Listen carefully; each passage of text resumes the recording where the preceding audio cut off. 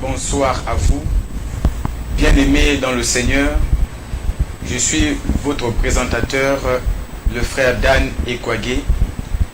Et aujourd'hui, nous sommes réunis ce soir pour partager sur un thème très capital avec un invité spécial que je m'en vais déjà vous présenter, le prophète Samuel Oredi Mwanza. Shalom à vous, prophète. Shalom, frère Dan. Donc, nous sommes heureux de recevoir le prophète Samuel Oredi Mwanza sur la thématique à partager aujourd'hui sur cette chaîne de télévision LBS TV. Alors, la thématique de ce soir n'est rien d'autre que la vision de l'échelle. La vision de l'échelle.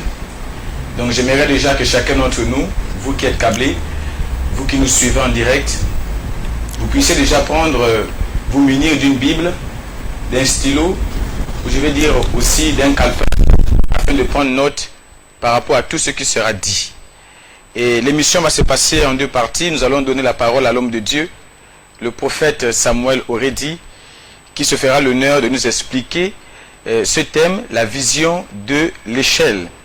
Et la deuxième partie de l'émission, nous y reviendrons pour laisser maintenant les téléphones ouverts afin que chacun d'entre vous puissiez intervenir par rapport au thème de l'émission par des SMS.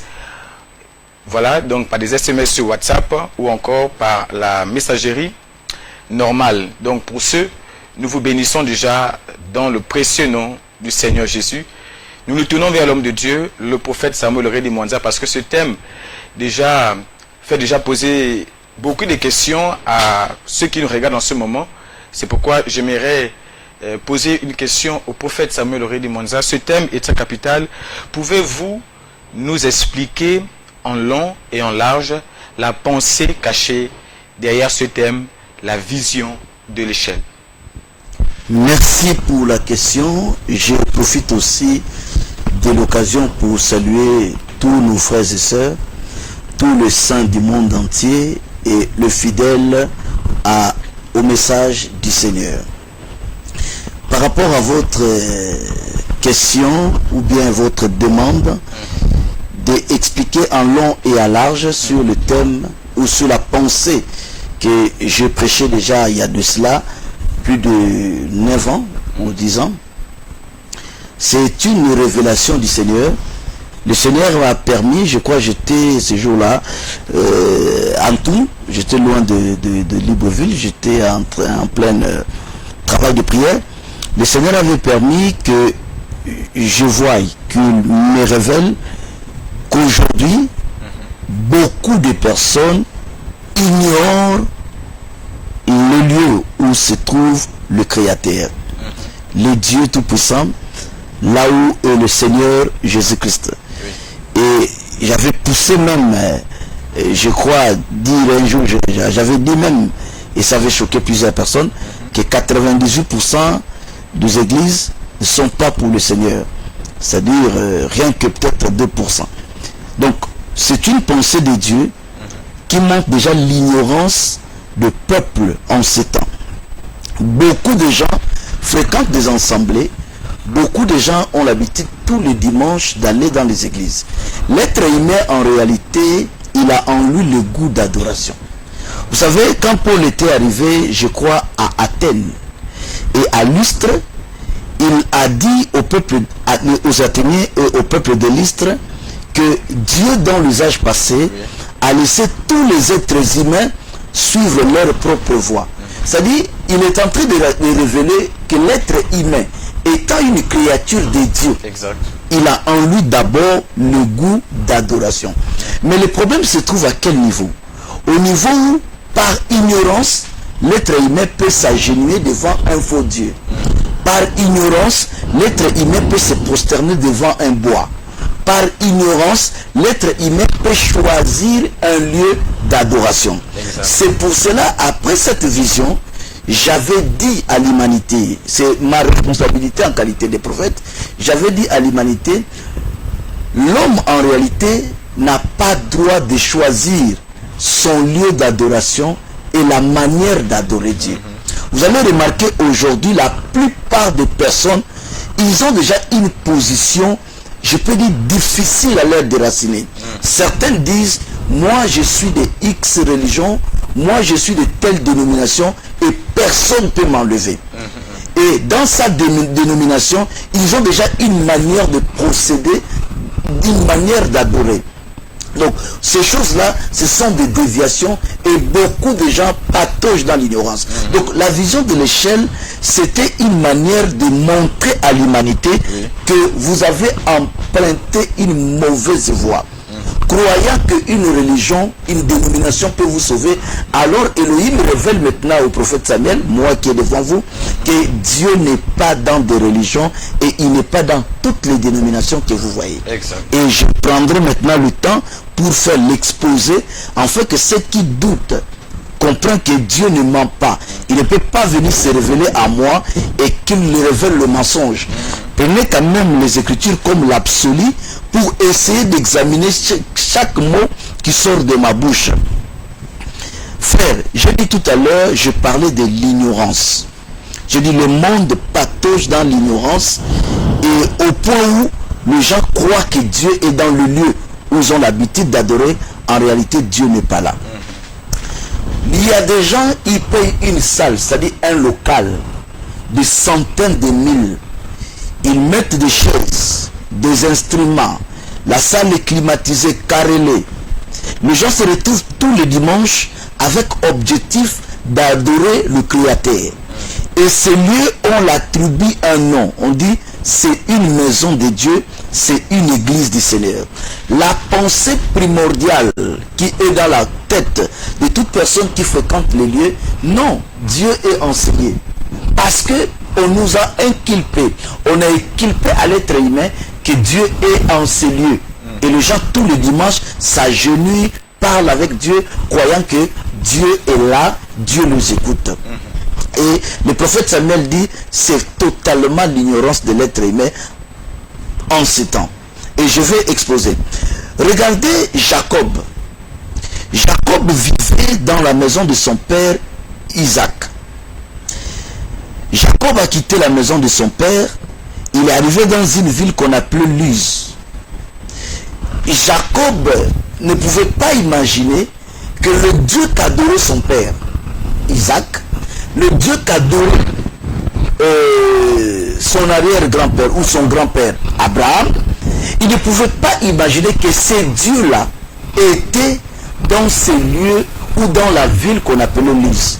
Jacob a dit de sa propre bouche, vous savez, il faut essayer un peu de peser les paroles du prophète. Jacob dit, Dieu est en ces lieux. Et moi, Jacob, je ne savais pas. Vous imaginez qui était Jacob? C'est que représente Jacob. Mais Jacob était clair, il dit, Dieu est en ces lieux. Mais il ajouta quelque chose, il dit, moi, Jacob, peu importe la grandeur, peu importe ce qu'il va devenir, mais au départ, il a eu l'humilité de dire, moi, je ne savais pas. Donc, quelqu'un peut ignorer que Dieu est dans tel lieu.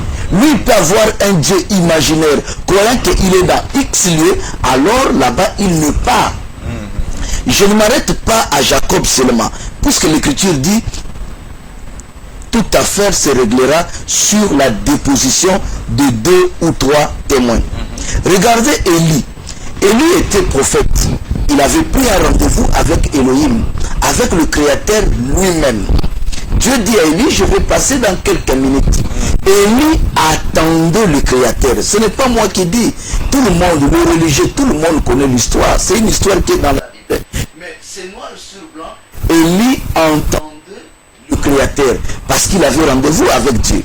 Tout d'un coup, il y a eu quelque chose qui s'est manifesté. La Bible dit, il y a eu un vent violent, il y a eu du feu, il y a eu tout ce qui pouvait attirer l'attention des prophètes. Mais Élie a répondu, il a dit, Dieu n'est pas là-dedans. C'est-à-dire, il y a des choses, il y a des trafics d'influence, il y a des endroits qu'on peut croire qu'il y a Dieu, alors au fond, Dieu n'est pas là-dedans. C'est juste l'ignorance de l'être humain qui crée un Dieu imaginaire. Élie a dit, Dieu n'est pas là-dedans. Après, il y a eu des tremblements de terre, il y a eu du feu, il y a eu des arbres qui étaient déracinés. Élie a gardé sa position en disant, mon Dieu n'est pas spectaculaire. Donc il dit, Dieu n'est pas là-dedans. Mais à notre grande surprise, l'Écriture dit, lorsqu'il y a eu un vent doux et léger, les prophètes disent, le prophète plutôt se prosterne et il dit, Dieu parle maintenant à ton serviteur. Et Dieu a parlé audiblement au prophète Élie. Donc nous comprenons qu'il y a des choses, il y a des lieux que l'être humain peut développer croyant que Dieu est là, alors dans le fond, Dieu n'est pas là. Amen. Le Seigneur de son vivant, celui que tout le monde adore, Jésus-Christ. Vous savez, le Seigneur était choqué de son vivant, que les gens partent au temple pour se prosterner, adorer, élever, glorifier, même contribuer pour Dieu ou pour un certain Messie. Ils croyaient à un certain Messie. Du moment ce Messie était là, il passait, je salue, les gens passaient Jésus comme ça. Bonjour messieurs. Ils vont à l'église, croyant que le Créateur, croyant que le Messie, croyant que les promesses sont là-bas. Alors les promesses étaient déjà accomplies. Donc par là déjà, on n'a pas besoin de contredire la vision de Dieu. On voit clairement que l'être humain peut patauger dans l'ignorance. Et Dieu par son amour s'est révélé à moi pour montrer que Samuel, beaucoup de gens en ce 20e et 21e siècle, puisque je suis votre contemporain, connaissent pas ou ignorent que dans les assemblées que nous voyons, dans les lieux que nous croyons Dieu est là, au fond, il n'est pas là. Maintenant, je vais encore continuer à exposer pour prouver maintenant qu'est-ce qui prouve, qu'est-ce que Dieu m'a dit qui prouve que effectivement Dieu n'est pas là-dedans. Je disais tout à l'heure, une personne peut louer une maison. C'est-à-dire, je loue une maison. Je mets des chaises. C'est ma maison à moi. Je signe un contrat de bail avec le propriétaire. Mais quand je mets le chaise, je mets le baffle, je mets le micro, je mets une table de mixage, je mets la clim, j'essaie de caroler un peu. Lorsque vous demandez aux passants, il y a quoi là-dedans? Je vous dis, essayez de faire ce sondage. La pensée, le mental de l'être humain, il va vous dire que ici c'est une maison de Dieu, c'est l'église. Donc, vous pouvez essayer avec moi, parce que le Seigneur m'a montré ces choses. Demandez aux passants, ici c'est quoi? Il va te dire, ici c'est une boutique.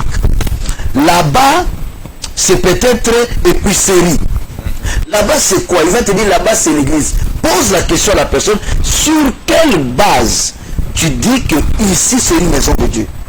La première des choses qui traverse la pensée de l'être humain, c'est par rapport à la décoration, par rapport aux éléments qu'on trouve à l'intérieur.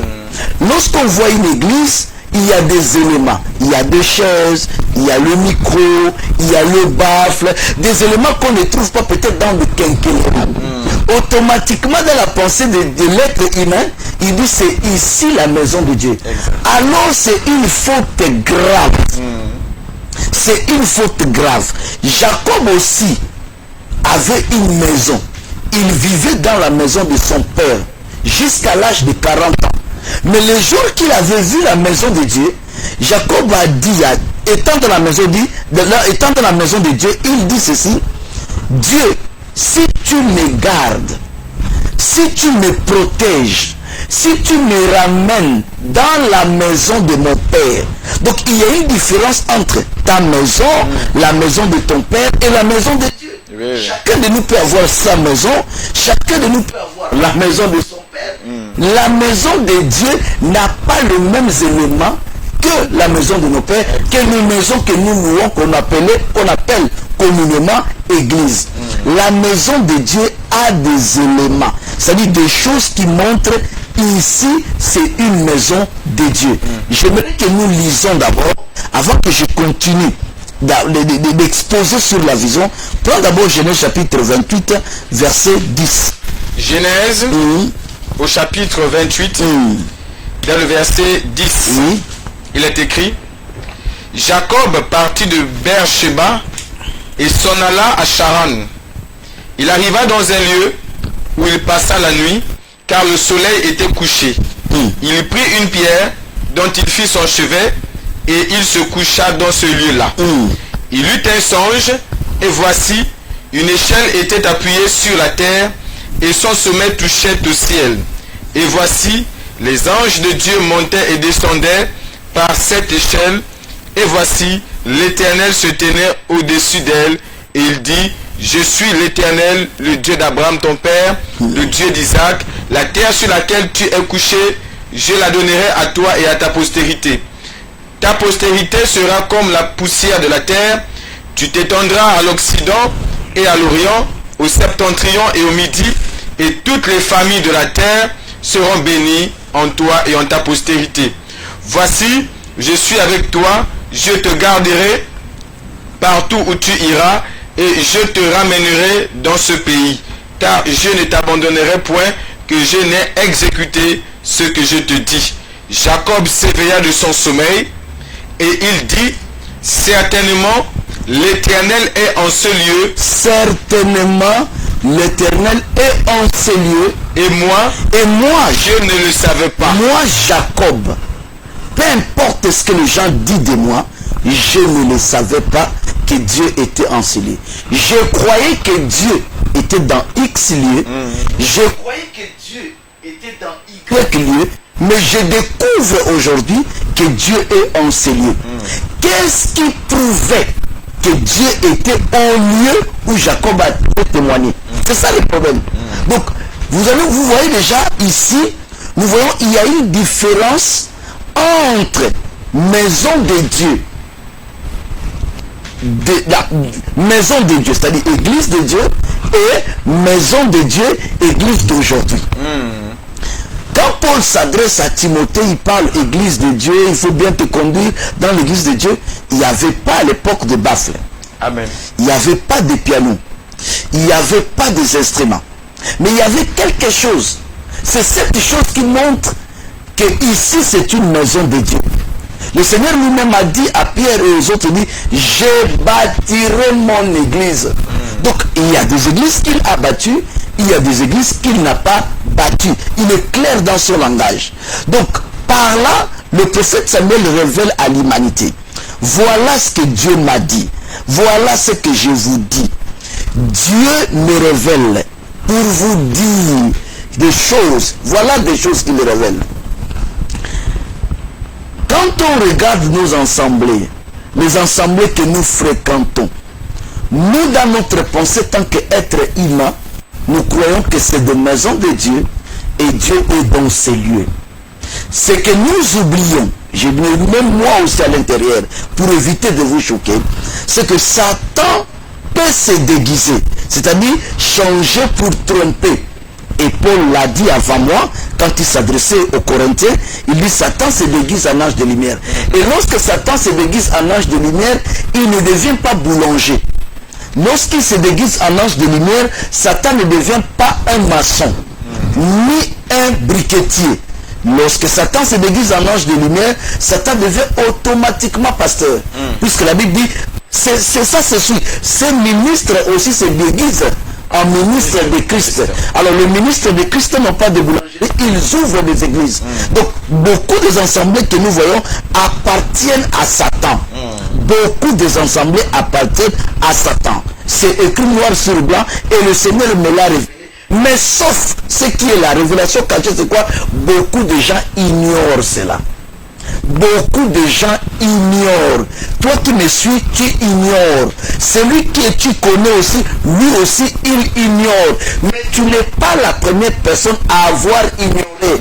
Jacob aussi a dit: moi, je ne savais pas. Maintenant, aujourd'hui, j'ai le devoir, par rapport à la révélation que Dieu m'a donnée, pour vous montrer quelque chose qui va vous permettre à faire tomber votre ignorance. Voilà les éléments qui a poussé Jacob de déclarer qu'un lieu est église, un lieu est maison de Dieu. Premièrement, c'était la pierre. Jacob ramassa une pierre. avec l'idée de poser sa tête et dormir sur cette pierre. En posant sa tête, Jacob a eu un songe. Dans le songe, il a eu une vision. Il a vu une échelle appuyée dont le sommet, sur la terre, dont le sommet touchait le ciel. Les anges de Dieu montaient et descendaient. Il voit parler au sommet de l'échelle. Voilà le premier élément, c'est la pierre. Puisque quand le sommeil de Jacob va s'arrêter, Jacob va se diriger vers la pierre. C'est-à-dire qu'il va directement regarder la pierre. Donc la pierre est l'élément numéro 1 qui montre que c'est la maison de Dieu. Pourquoi? Parce que toute maison est bâtie sur une pierre. Et souvenez-vous, le Seigneur, lorsqu'il parlait de son église, il a dit à Pierre, il dit, toi tu es Pierre, sur cette pierre, je bâtirai mon église. Donc, dans toute maison de Dieu, la première des choses que le peuple doit voir, c'est la pierre. C'est la pierre. Alors aujourd'hui, nous avons des assemblées où il y a des pierres au fondement, il y a des briques, il y a des ciments, il y a tout, c'est carrelé, c'est luxe. Mais la pierre qu'avait ramassé Jacob, on ne les trouve pas n'importe où. Amen. C'est ça le problème. Cette pierre, on ne le trouve pas n'importe où. La plupart des personnes l'ont rejetée. Souvenez-vous de ceux-là qui ont construit la tour de Babel. Ils ont fait une bonne construction. Mais comme ils avaient rejeté la pierre, ou ils avaient remplacé des pierres par des briques, Dieu a fini par vomir la construction de la tour de Babel parce que c'était des briques. Et le brique, c'est le mélange de sable, ciment et l'eau. Et Léhi a dit, tout ce qui est mélangé, il finira par faire quoi? Vomir. Donc, le premier élément d'une maison de Dieu, c'est la pierre. S'il n'y a pas cette pierre-là, automatiquement Dieu n'est pas là. Vous pouvez commencer à prier du matin au soir. Vous pouvez adorer du matin au soir. Vous pouvez tout faire du matin au soir. S'il n'y a pas la pierre, il n'y a pas Dieu. Amen. Mais quelqu'un va se poser la question, mais attends, on achète des pierres à Barracuda. Est-ce qu'il s'agit de la même pierre? Non. La pierre que moi je vous parle, c'est la pierre que les bâtisseurs ont rejetée. Et c'est cette pierre qui devient la principale de l'angle. L'angle de quelle maison? Parce que les gens s'arrêtent qu'au niveau la pierre rejetée par le bâtisseur, sans savoir qui sont ces bâtisseurs. Alors, le bâtisseur qui rejette la pierre, on le dévoile dans Genèse chapitre 11. Ceux qui ont construit la tour de Babel. C'est pourquoi dans Apocalypse chapitre 17, Babel devient Babylone. Oui. Et quand on parle de Babylone, on voit une fausse église. Donc, une fausse église a rejeté la pierre, comme à Babel, on avait rejeté la pierre pour remplacer par des briques. Alors, le Seigneur dit, je suis la pierre rejetée par le bâtisseur. Cette pierre va devenir la principale de l'angle. L'angle de quoi? D'une maison. Si quelqu'un dit qu'il a la pierre, ce n'est pas... on ne peut pas lui contredire. Mais il y a quelque chose qui prouve. Le deuxième élément. S'il y a une pierre dans une maison ou dans un lieu, forcément ce qui prouve qu'il y a une pierre, c'est la vision. Parce que la pierre n'avait rien fait à Jacob. Jacob a simplement ramassé cette pierre. Ça n'avait pas l'éclat du diamant. Ça n'avait pas l'éclat de l'or. La pierre ne brillait pas. Ce n'était pas une pierre précieuse. C'était une pierre naturelle comme toute autre pierre sans mélange. Mais cette pierre avait un pouvoir. Le pouvoir de la pierre est reconnu par la vision. Quand Jacob posa sa tête sur la pierre, Jacob dit, je vis. Amen. Donc partout où il y a cette pierre, il y a automatiquement la vision de l'échelle. La vision de l'échelle, c'est quoi? C'est le deuxième élément qui montre que là il y a Dieu, c'est-à-dire c'est l'échelle. L'échelle, c'est un dispositif qui permet à l'homme de faire quoi? De monter. Donc la vision de monter. Alors aujourd'hui, dans toutes les assemblées, si vous remarquez, il n'y a pas la vision de monter, il y a la vision de rester, c'est-à-dire qu'il n'y a pas la parole, il n'y a pas la pierre, il n'y a pas Dieu.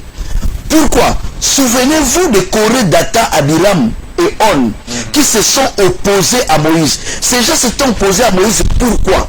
Mais parce que Moïse avait une vision. La vision de Moïse était quoi? De monter. Et ils ont dit à Moïse, nous ne monterons pas. Alors aujourd'hui, quand Paul a essayé de faire le parallélisme entre l'Église et Israël, il dit ne soyez pas comme eux. Ne les imitez pas. Mais en faisant le parallélisme, les gens oublient un élément. Quand il dit ne soyez pas comme eux, ne les imitez pas, il y a une précision. Eux là, c'est qui? C'est Israël. Ils avaient fait quoi? Ils avaient monté. Donc aujourd'hui, la vision de l'enlèvement, c'est l'unique vision aussi que l'Église a. Donc quand l'Église devient terrestre, c'est-à-dire elle voit que les choses du monde, automatiquement il n'y a pas la pierre, il n'y a pas l'échelle.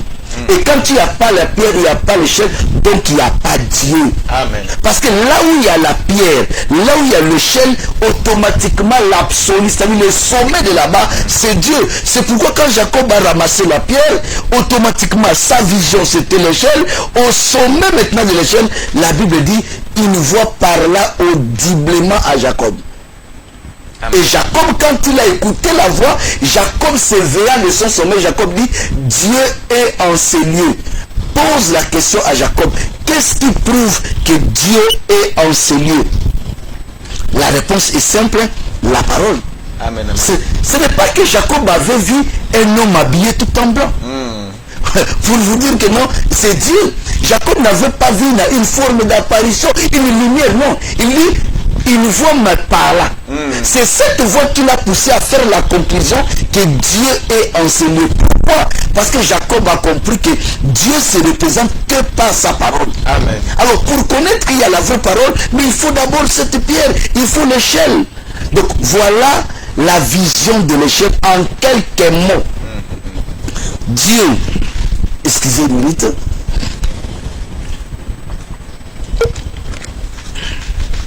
Donc je disais, excusez, juste rafraîchir un peu la gorge. Dieu se révèle à son serviteur, ou il révèle son serviteur quelque chose de très capital. Samuel va dire à ce peuple, de nature l'être humain a le goût d'adoration, il aime m'adorer, mais ils ignorent là où ils sont, Dieu n'est pas là-dedans. Qu'est-ce qui prouve que Dieu n'est pas là-dedans? Partout où il y a Dieu, il y a des éléments qui prouvent que Dieu est là. Je vous ai donné l'exemple de Genèse 28.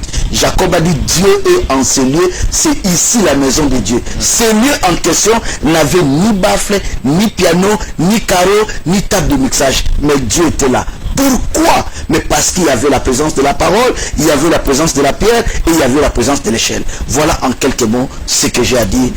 Voilà. Donc que Dieu vous bénisse. Nous avons été édifiés. Nous allons prendre une petite pause et revenir après afin de continuer ce thème de sa capitale sur la vision de l'échelle. Nous reverrons.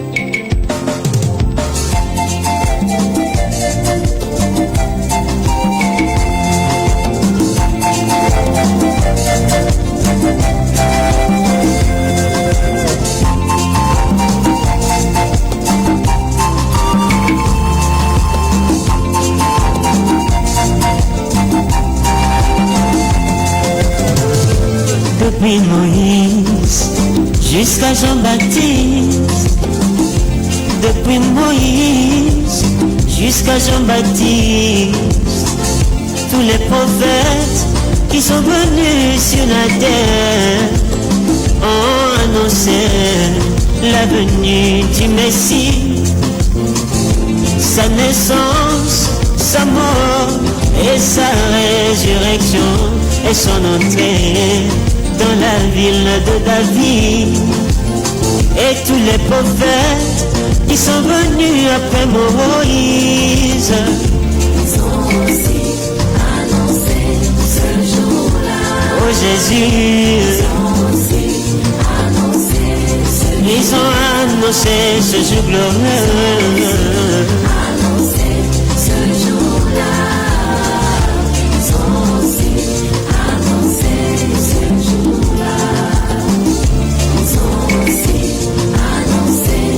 Où tu descendras dans la gloire. Oh, ils ont annoncé ce jour glorieux.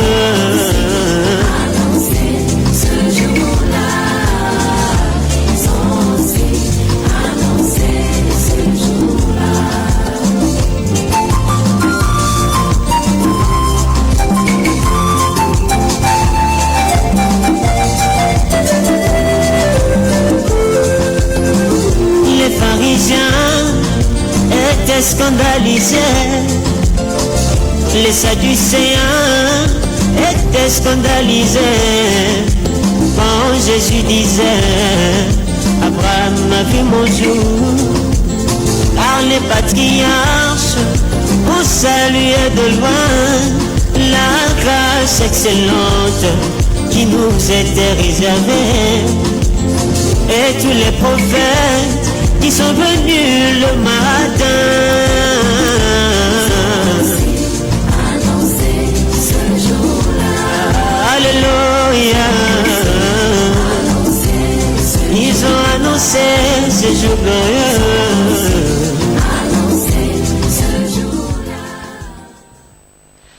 Alors, nous sommes de retour toujours sur ce plateau, la seconde venue, avec ce thème que nous partageons avec l'homme de Dieu sur la vision de l'échelle. Donc, comme nous vous avons promis, pour la seconde partie de l'émission, vous pourrez déjà envoyer vos SMS et appeler aussi pour intervenir, poser des questions au 066 14 96 96. Donc je reprends au 066 14 96 et 96. Et vous pouvez envoyer aussi vos SMS par ce numéro, le 066 29 04 33, le 066 29 04 33. Alors nous voulons maintenant nous retourner vers l'homme de Dieu pour avoir un peu plus de détails sur la prédication, la vision de l'échelle. Homme de Dieu, est-ce qu'on peut actualiser ce thème aujourd'hui? Parce que vous avez parlé de Jacob qui ne savait pas où est-ce que Dieu était, d'où est-ce que Dieu se trouvait. Il a même dit Dieu est en ce lieu et moi je ne le savais pas. Est-ce que cette parole-là, est-ce que le fait que les gens ne connaissent pas où Dieu se trouve, on peut l'actualiser aujourd'hui? Oui, on peut l'actualiser par la grâce du Seigneur. Comme j'ai expliqué tout à l'heure, Jacob a dit, moi, Jacob, je ne savais pas que Dieu est enseigné. C'est le premier être humain qui a appelé un lieu, ou qui avait appelé un lieu maison de Dieu, avant nous tous. Aujourd'hui, tout le monde, même les enfants, je pars à la maison de Dieu. Mais la question capitale, je dis c'est une question très très capitale. Quels sont les éléments qui prouvent que c'est une maison de Dieu? Ici nous sommes en studio. Il y a des éléments, nous avons des micros, nous avons des lumières, nous avons tout, nous avons des caméras devant nous. Donc c'est ce qui prouve que nous sommes en studio. Je sais pas si vous comprenez. Donc c'est ce qui prouve que nous sommes en studio. Maintenant, pour ce qui est de la maison de Dieu, la pensée populaire aujourd'hui, je dis aujourd'hui, la pensée populaire, c'est-à-dire même quand quelqu'un commence une assemblée, la première pensée qui lui traverse l'esprit, c'est d'avoir le baffle, le micro, le chaise en plastique, le chaise VIP.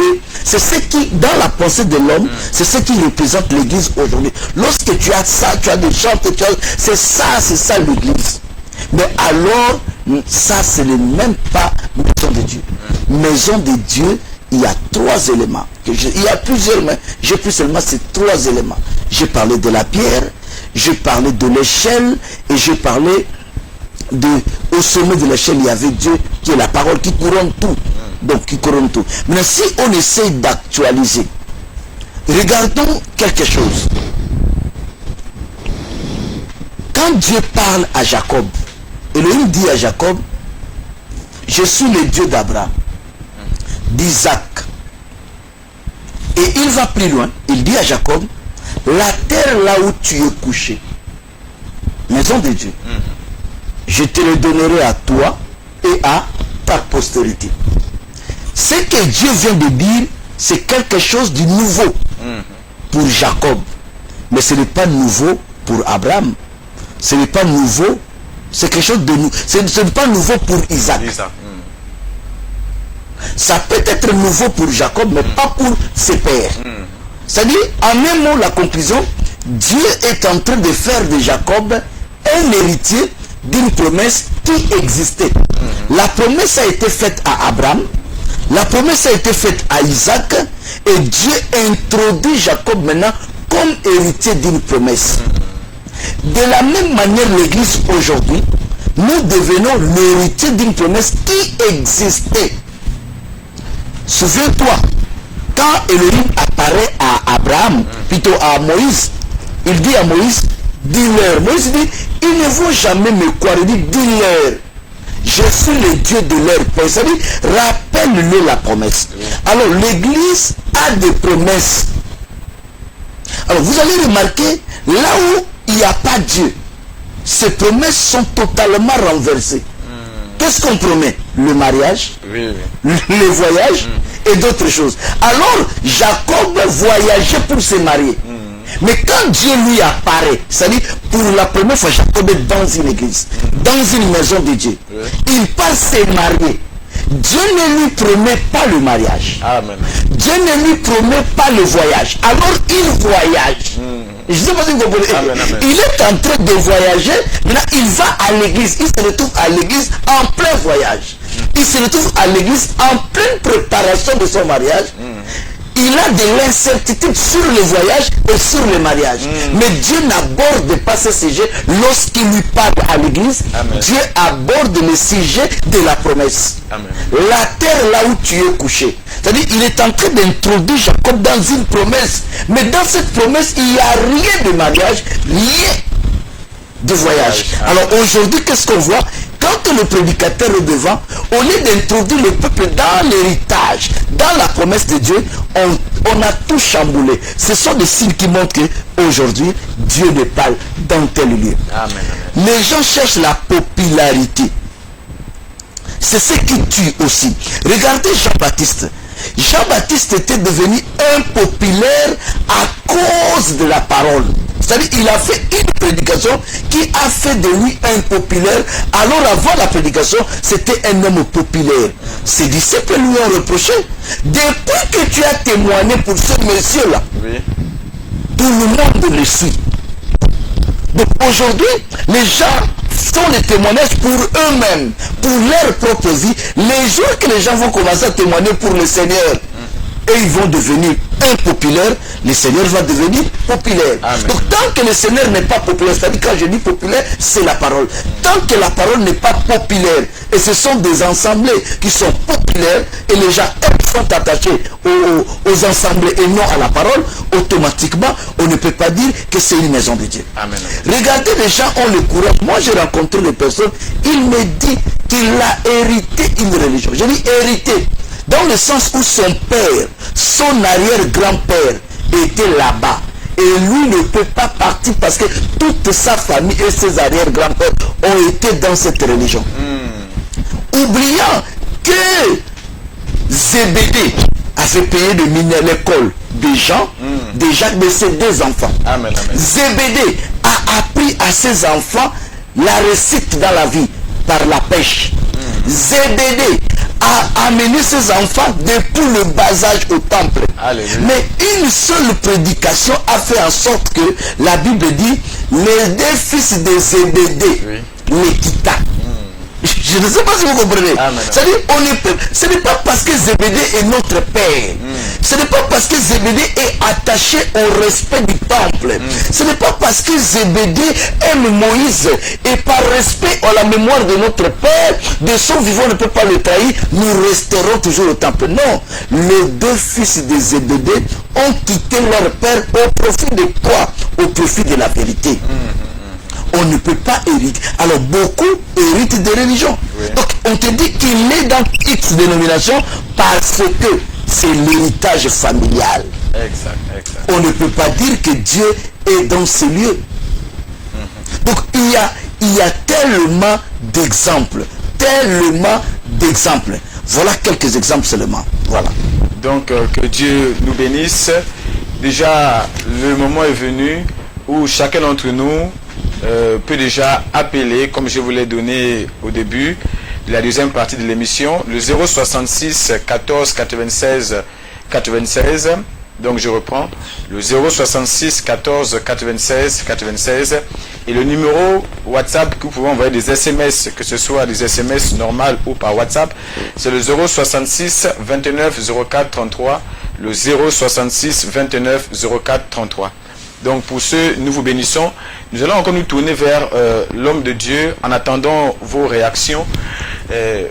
Par rapport à tout ce que vous avez dit, beaucoup d'églises aujourd'hui, nous comprenons, n'ont pas Dieu. Et les gens sont attachés à ces églises, soit par héritage, bien qu'il n'y a pas ces éléments que vous avez cités, c'est-à-dire la pierre qui est Christ, l'échelle qui est la vision de l'enlèvement, mais aussi la parole de la promesse qui fait de nous des héritiers de la promesse comme Jacob. Lorsqu'il n'y a pas ça, c'est-à-dire cette église n'a pas Dieu.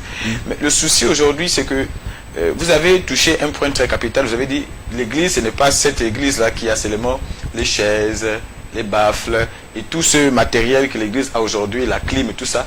Donc si une église a ces trois éléments de la parole, de la vision de l'échelle et de la pierre, est-ce qu'elle ne peut pas aussi se munir alors des autres éléments comme je peux dire les micros et tout cela? Est-ce que c'est pour autant qu'on rejette tous ces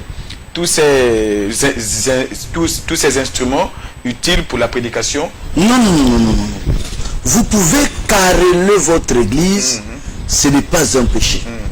Vous pouvez plafonner, climatiser, je peux dire même ventiler. Si c'est possible, ce n'est pas ça le problème.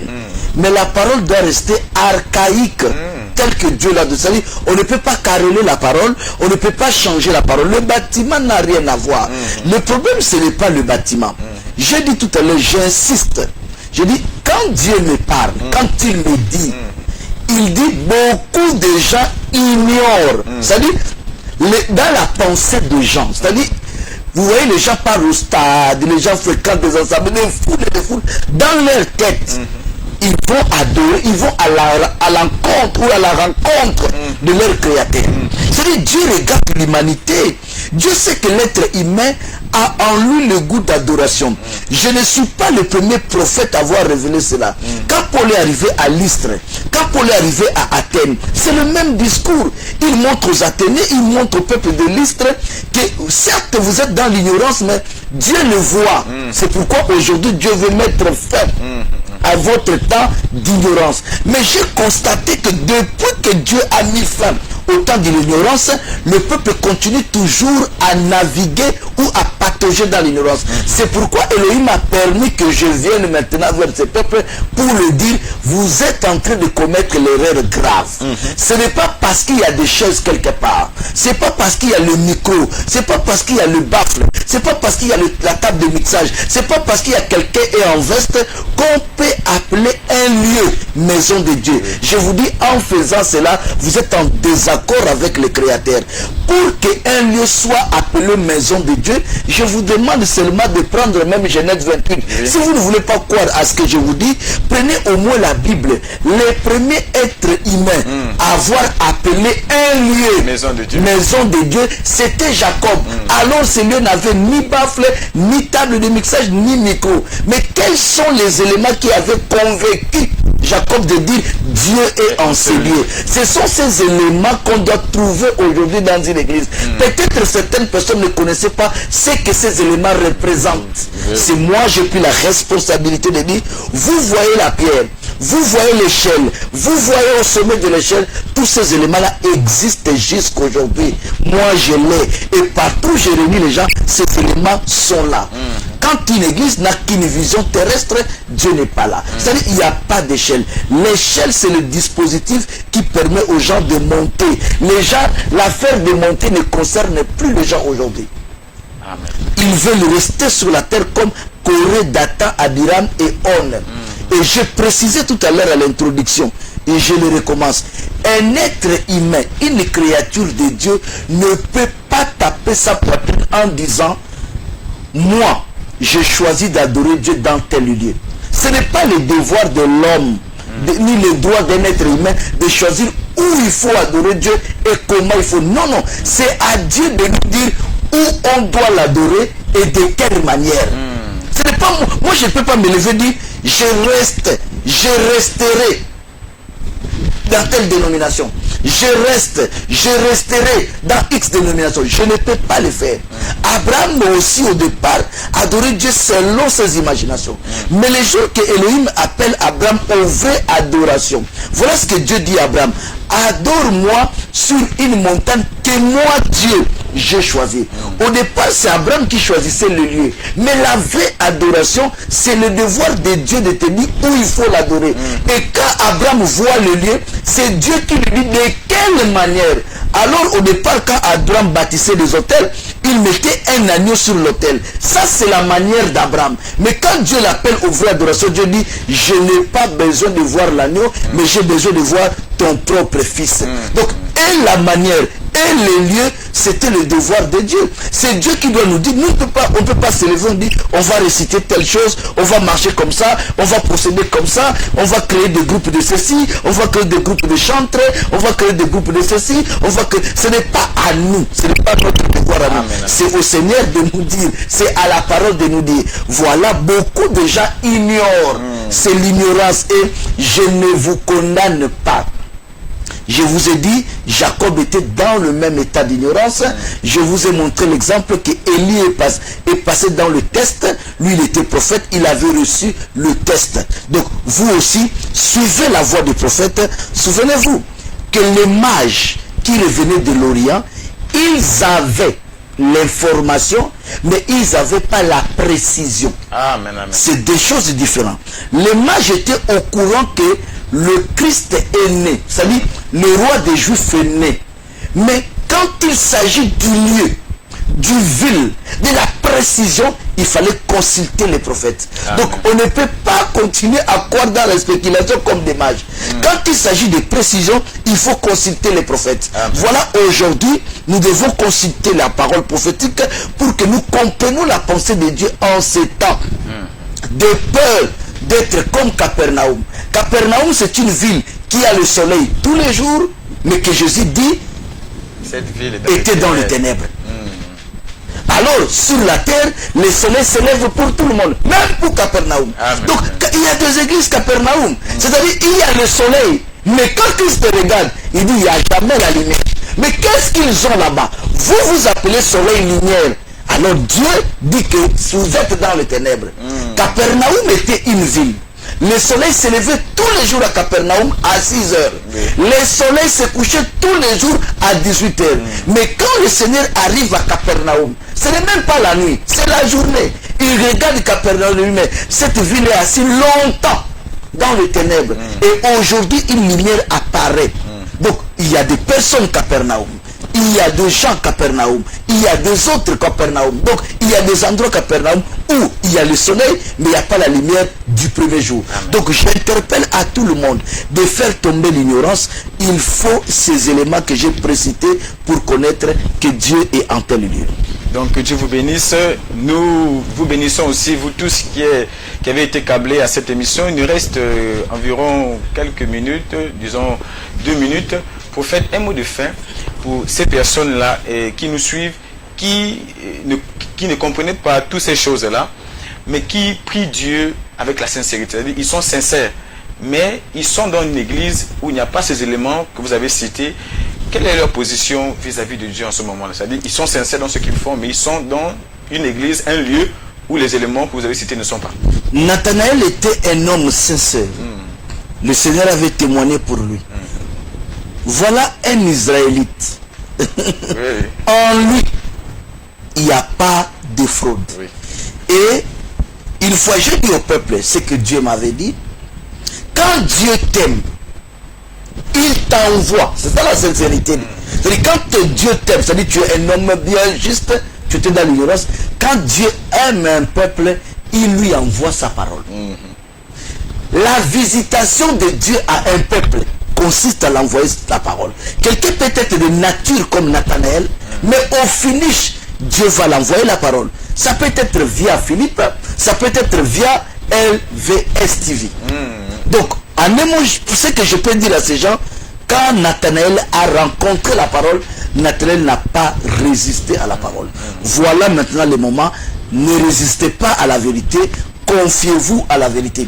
Souvenez-vous, Joseph était prophète. Mais avant sa mort, lui qui était le type de Christ, il avait laissé un testament. Dans le testament du prophète, il a donné une précision. Dieu va vous visiter. Est-ce que c'était une révélation? Est-ce que quelqu'un lui avait dit Non, c'était une révélation, mais pour qu'on croie que cette révélation est vraie, c'était écrit par Abraham. Oui, oui. Donc, il révèle qu'il y aura une visitation. Mais quand le temps est accompli, nous croyons que cette visitation, c'était Moïse. Donc, la visitation de Dieu à un peuple consiste toujours à l'envoyer sa parole. Dieu a annoncé à Abraham, Dieu a annoncé à Joseph, et quand Dieu a accompli, c'est Moïse qui vient avec la parole. Et aujourd'hui, c'est pareil. Dieu a annoncé, et quand Dieu veut accomplir, quand tu t'aimes, il t'envoie la parole pour te sauver. Que Dieu bénisse son peuple et qu'il bénisse sa parole.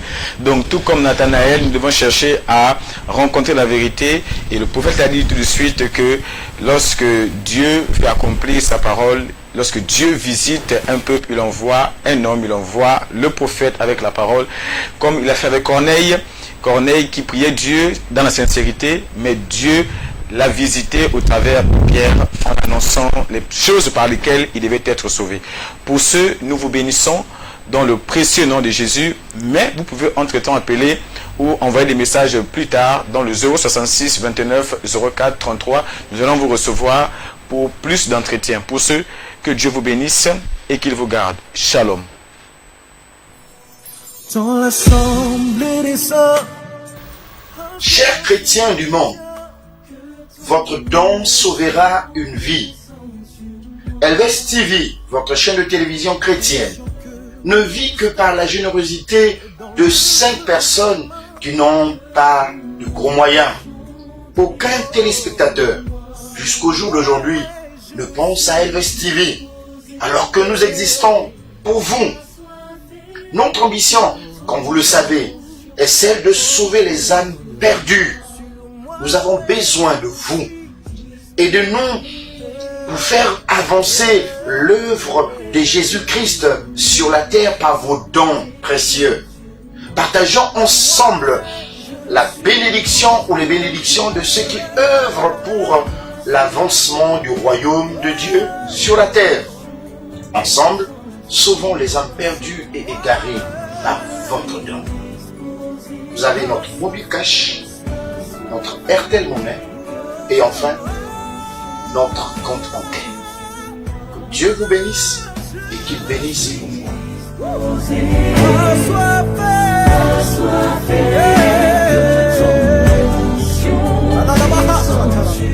Aujourd'hui, pas de mars, je suis disposé.